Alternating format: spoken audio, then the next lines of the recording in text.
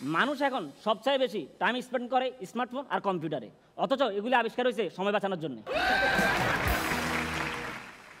বাংলাদেশও টেকনোলজি অনেক আগাইছে। এক জাপানিজ লোক ঢাকা এয়ারপোর্টে নেমে একটা ট্যাক্সিতে উঠে সে দেখে ট্যাক্সিটা জাপানিজ, সে খুশি হয়ে গেছে। সাথে সাথে বলছে, this is hour Japanese product, very smart, very fast.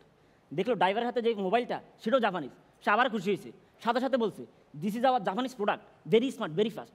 হোটেলের সামনে এসে সে নামলো, দেখে মিটারে বিল আছে 3000 টাকা। এবার সে খুশি হয় নাই, সাথে সাথে বলছে, what the hell, this is too much. এবার বাংলাদেশি ড্রাইভারটা বলতেছে, স্যার দিস ইজ আওয়ার বাংলাদেশের meter, very smart, very fast.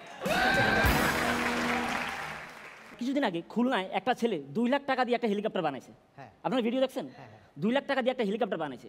এটা পৃথিবীর প্রথম হেলিকপ্টার যেটা উঠতে পারে নাই। এটা উড়ানে রাখা আছে। একটা হেলিকপ্টার বানানো হয় উড়ার জন্য, এটা মানুষ দেখতেছে আর জাস্ট নিউজ হইতেছে। এই হেলিকপ্টার এতগুলো মানুষ উঠে নাই যতগুলো এটা নিয়ে নিউজ হয়েছে।